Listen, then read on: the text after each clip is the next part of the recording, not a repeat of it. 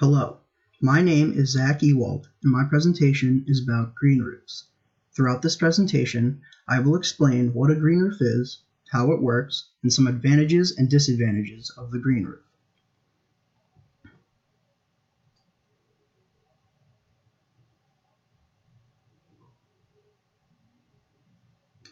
What is a green roof? Green roofs are roofs that have plants being grown on them. Green roofs can serve a multitude of purposes. They can be used to contribute to stormwater management, or they can be simply aesthetic.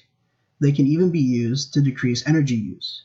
One obvious use for a green roof is the potential to grow vegetables, fruits, and/or herbs out of them. One thing to note about green roofs is that, although possible, green roofs don't usually use soil. This is because soil tends to compress, which makes it harder for water to drain through. Soil also tends to dry up or decompose.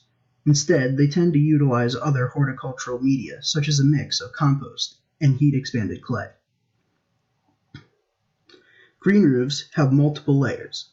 Common layers include a roof waterproofing layer, a water retention fabric and drainage layer, a separation layer, and a growing media and vegetation layer.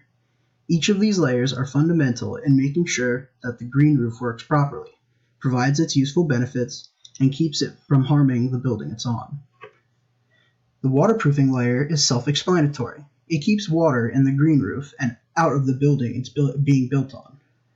The water retention fabric and drainage layer keeps water flowing through the system while letting the green roof still act like a roof and shed the water once it flows through the whole system.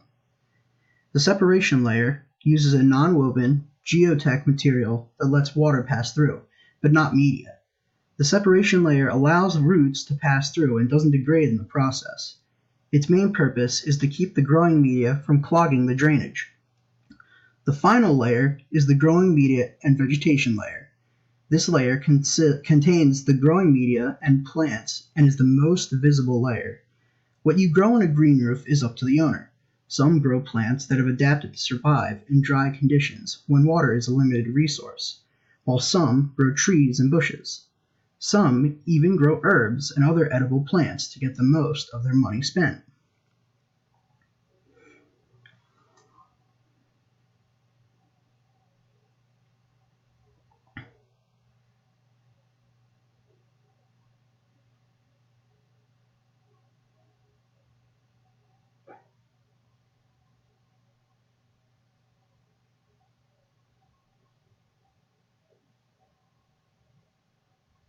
There are two types of green roofs, intensive and extensive.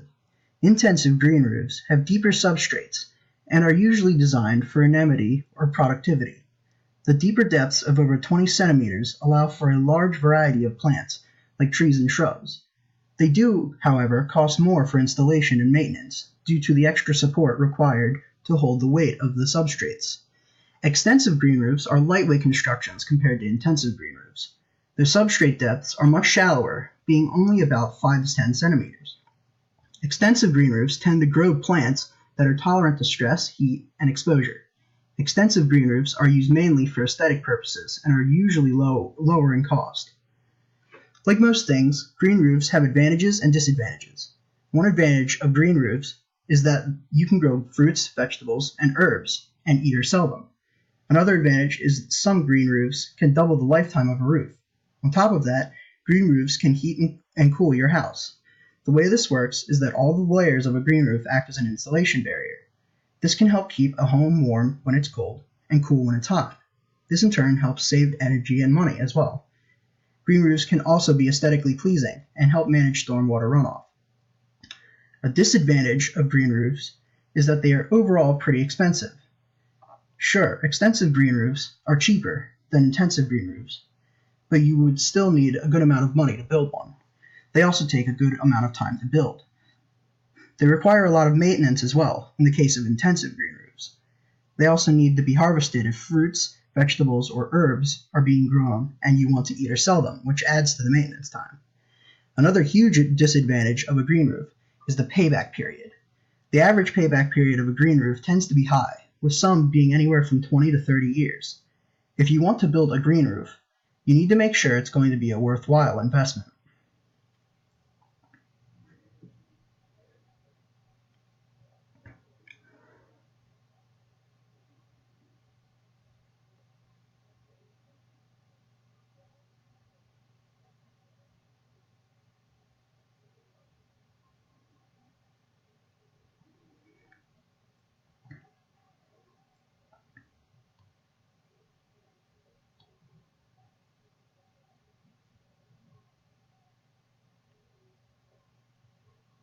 In closing, a green roof is a technology that can serve a multitude of different purposes, whether that be for profit, for aesthetic, or to save money on your energy bill.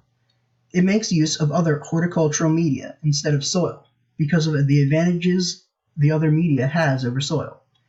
Green roofs are multi-layered constructions, each layer being essential in making sure the green roof works and can sustain life.